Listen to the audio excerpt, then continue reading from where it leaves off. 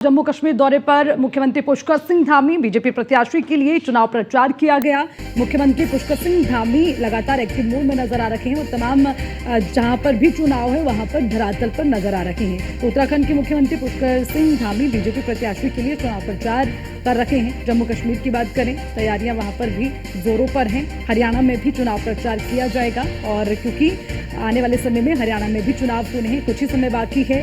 नामांकन का दौर हरियाणा में लगातार जारी है। तो इस बीच अब उत्तराखंड के मुख्यमंत्री पुष्कर सिंह धामी हरियाणा में भी चुनाव प्रचार में अपनी मौजूदगी दर्ज करवाते हुए नजर आएंगे। मुख्यमंत्री धामी को फिर स्टार प्रचारक की एक बड़ी जिम्मेदारी मिली है और उसी स्टार प्रचारक की जिम्मेदारी को निभाते हुए हरियाणा में भी चुनाव प्रचार करेंगे मुख्यमंत्री पुष्कर सिंह धामी। और उसी के साथ जम्मू कश्मीर की अगर बात करें तो जम्मू कश्मीर में भी कमान संभाले हुए हैं पुष्कर सिंह धामी। तो कुल मिलाकर बड़ी बात यह कि स्टार प्रचारकों की लिस्ट में एक नाम उत्तराखंड के मुख्यमंत्री पुष्कर सिंह धामी का भी शामिल है।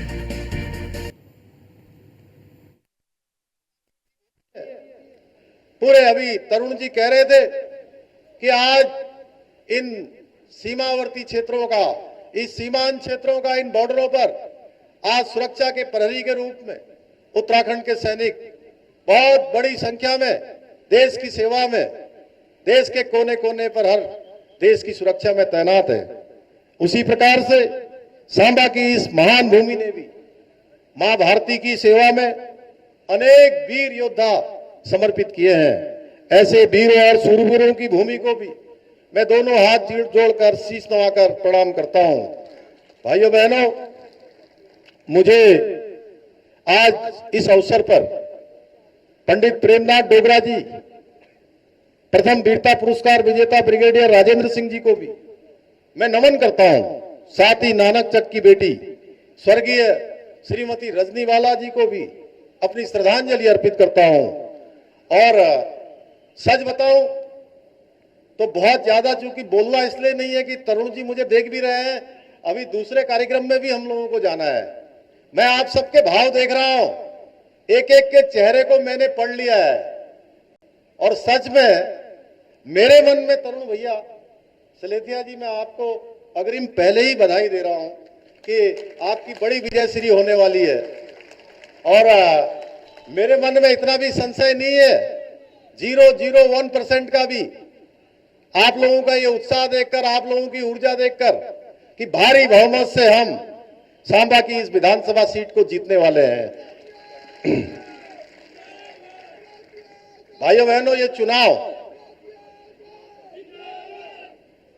चुनाव प्रदेश को विकास और नई ऊंचाइयों पर ले जाने का चुनाव है। इसलिए आज मैं भाई सलेथिया जी के लिए आप सबका समर्थन मांगने के लिए आया हूं।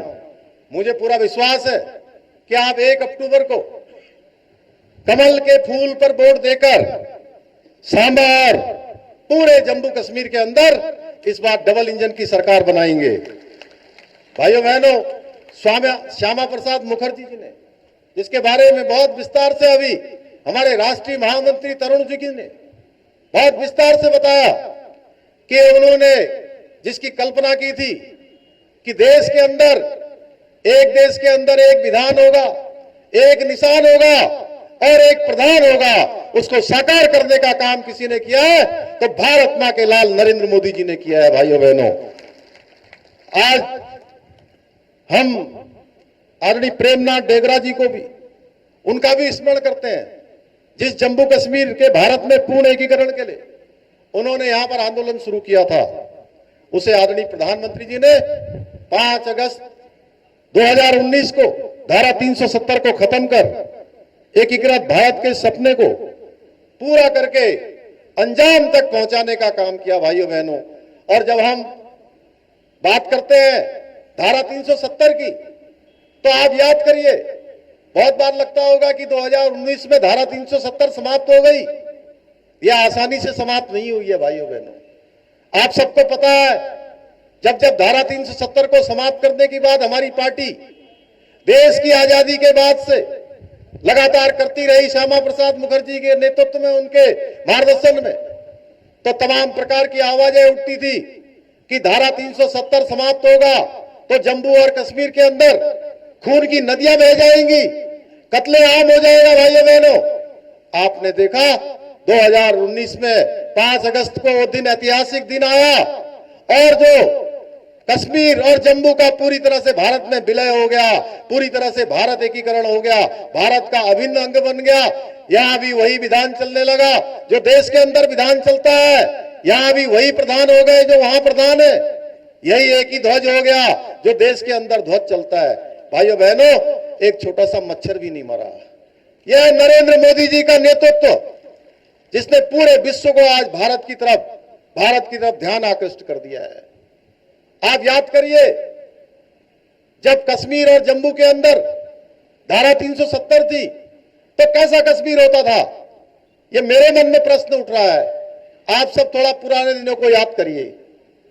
मेरी माताएं बहनें बैठी हैं, आप देखते थे कैसे पत्थरबाज आ जाते थे। कोई गाड़ी रात में 6 बजे 7 बजे कहीं रुकती थी या कहीं रास्ते में गाड़ी रोक देते थे। आतंकवादी, अलगाववादी, जिहादी, तमाम प्रकार के